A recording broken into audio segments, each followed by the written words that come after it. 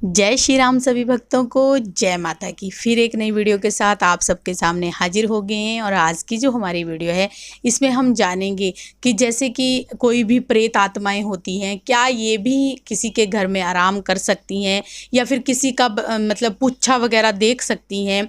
क्या ऐसी होती है बातें जो है उनको मतलब बेनिफिट भी दे सकती हैं। तो अंत तक बने रहिए, तभी आपको सारी वीडियो समझ में आती है। अगर वीडियो अच्छी लगती है तो लाइक करें, शेयर करें, कमेंट करें। और अगर आप हमारे चैनल पे पहली बार ही देख रहे हैं तो चैनल को भी जरूर सब्सक्राइब करें, साथ में बेल आइकन है उसको प्रेस करें ताकि आने वाली हर एक वीडियो की नोटिफिकेशन सबसे पहले ही आपके फ़ोन में पहुंच जाए। चलिए शुरू करते हैं आज की वीडियो। जय श्री राम जी। जय सीताराम। जय श्री बालाजी महाराज। बाबा की असीम कृपा परिवार पर सदैव बनी रहे और मेरी माँ जगत जननी माँ भवानी अम्ब की कृपा आपके घर में अन्नपूर्णा रूप में वास करे। जय माता की। क्या होता है, क्या कोई भी प्रेत आत्माएं हमारे घर के ऊपर बेनिफिट कर सकती हैं, हमारे घर का पूछा देख सकती हैं, या हमारे आने वाले भविष्य के बारे में हमें अवगत करवा सकती हैं, या हमारे कोई व्यापार में कोई तरक्की कर सकती हैं, या कोई ऐसा कार्य कर सकती हैं कि जो परिवार में उनसे भी प्रॉफिट हो। कई बारी प्रेत आत्माएं किसी का भी रूप ले लेती हैं, अपने आप को हनुमान जी बता देती हैं, अपने आप को काली माँ बता देती हैं, अपने आप को आपके घर का पितर भी बता देती हैं। क्या वो फिर भी उसके बावजूद भी ऐसा कोई काम कर सकती हैं? क्या घर में जिस प्रकार से लाभ उत्पन्न हो सकता है? सबसे बड़ी बात होती है कि जैसी संगति वैसी ही रंगती। कई बार क्या होता है कि जब कोई प्रेत आत्मा जैसा कि मैं बोलूं कि प्रेत, जैसे कि वो प्रेत योनि में है, जब तक वो प्रेत योनि के अंदर वो आत्मा होती है तब तक उसके अंदर के जो विचार होते हैं वो हमसे भिन्न होते हैं, हमसे अलग होते हैं। प्रेतों वाले विचार होते हैं, तामसिक विचार होते हैं, और वो हमारे घर के प्रति नुकसान पे नुकसान के प्रति कार्यवक्त रहती है।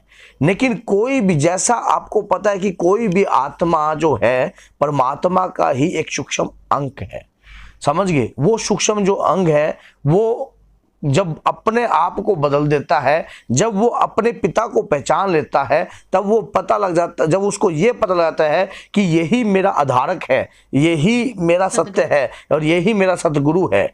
जब प्रेत आत्मा उस दिव्य आत्मा को पहचान लेती है, उस परमात्मा को पहचान लेती है, तब वो अपने अंदर परिवर्तन हो जाता है। ऐसे परिवर्तनों में अब कई बारी हमारे घर के अंदर इस प्रकार से प्रेत आत्माएं होती हैं, और ये जो प्रेत आत्माएं अक्सर वही प्रेत आत्माएं ज़्यादा शक्तिशाली होती हैं जो अधिक लंबे समय से भटकी हुई हो। जैसे कि कोई 2 साल 4 साल 5 साल पुरानी नहीं, जो लंबे अधिक समय से भटकी हुई होती हैं, जैसे कि 30 40 साल, ये लगा लो कम से कम 80 साल, ऐसी भी आत्माएं होती हैं जिनकी प्रेत योनि जो लंबी तक चल रही होती हैं। उनमें ये पावर विद्वान हो जाती है, उनके पास ये शक्ति जो है अर्जित हो जाती है, क्योंकि उन्होंने अपने प्रेत योनि में रहकर ऐसे दुष्कर्म करे हैं, ऐसे कार्य करे हैं। और जब उन्हें पवित्र पाठ का सेवन मिलता है, इनको बदलने के लिए क्या होता है कि जब हमें कोई शक्ति प्रदान होती है, ये मान लीजिए अगर जैसे कि हमें कोई विद्या प्रदान हो रही है या कोई शक्ति प्रदान हो रही है, या कोई हम अन्न खाते हैं, जब हमारी आत्माएं तृप्त होती है और हमारे तृप्त डकार होती हैं, तो उसी प्रकार से जब कोई आत्मा परमात्मा की कृपा को प्राप्त करने के लायक बन जाती है, प्रेत योनि से छूटने लग जाती है, जब उसका समय आने लग जाता है, और अगर वो सही तरीके की संगत में आ जाती है, मान लीजिए किसी ऐसे घर के अंदर वो हो गई और उस घर के अंदर कोई ऐसा देव पुरुष निकल जाता है जो उसको सदगति प्रदान करता है। जिस प्रकार से भगीरथ जी गंगा जी को लेके आए थे, भगवान शंकर का तप किया, माँ गंगा का तप किया, तो उसके दौरान अपने पितरों को भी मानो तर्पण किया। तो उसी प्रकार से परिवार में जब हम कंटिन्यू भगवान के प्रति पूजा याचनाएं करने लग जाते हैं और उस आत्मा को भी समझने ये लग जाते हैं कि ये परमात्मा का ही स्वरूप है, और उसको बदलने की कोशिश करते हैं, देखो दोनों में से एक तो बदलेगा, या तो हम बदलेंगे या फिर वो बदलेगी। अगर वो बदल जाती है तो जितना समय उसने प्रेत योनि में लगाया वो उसका जो समय है वो तनिक वेस्ट नहीं जाता। आप सोच रहे हो कि अगर उसने इतने साल प्रेत योनि में लगा दिए क्या वो वेस्ट चले जाएंगे? नहीं, वो वेस्ट नहीं जाते, वो उसकी शक्ति बन जाते हैं। वो किसी का फिर पूछा देख सकती है कि किसी के शरीर पर रह जाती है, काम करने योग्य हो जाती है काम। लेकिन ये जो ताकत है उस परम पिता परमात्मा के ऊपर है। आपकी भक्ति ही उन्हें शुद्ध करेगी, आपकी तपस्या ही उन्हें शुद्ध तक लेके जाएगी।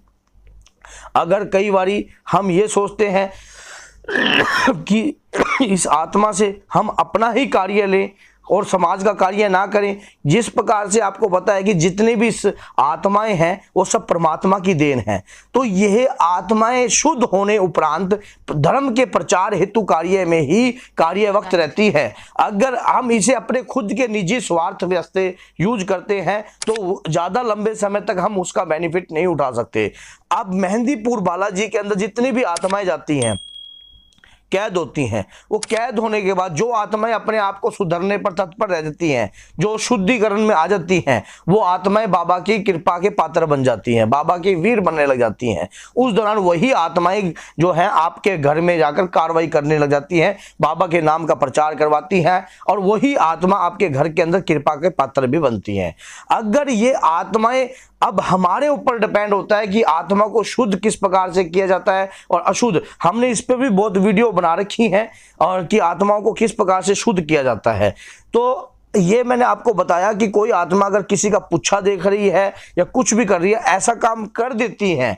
कई बार ऐसा भी होता है जैसा हमें नहीं पता होता कि कोई आत्मा, मान लीजिए माँ काली का रूप लेकर बैठ गई, मैं तो काली हूं, आप तो अनजान हो, आप तो समझ जाते हो। कोई कहेगी मैं आपके घर का फलाना पितर हूं, मैं ये हूं, मैं वो हूं, मैं हनुमान जी हूं, मैं स्वयं हनुमान जी का दूत हूं। तो इस प्रकार से कई आत्माएं ऐसे बन जाती हैं आपको गुमराह करने के लिए। लेकिन अगर किसी ने गलती से भी ये बात बोल दी तो उसको वैसी ही भक्ति प्रदान करो। भक्ति प्रदान करने के बाद एक दिन वो हारेगी, उसकी प्रेत योनि से उसकी जब छुटकारा होगा तो वो आपके ऊपर कृपा के पात्र भी बनेगी, क्योंकि जिस शरीर ने उस आत्मा को प्रेत योनि से मुक्त करवाया है उस शरीर के ऊपर परमपिता परमात्मा के माध्यम से उनके द्वारा उसके आशीर्वाद के रूप में वो कृपा भी देती। मैंने ये समझाया आपको समझ में आ गया होगा। तो जय सीताराम।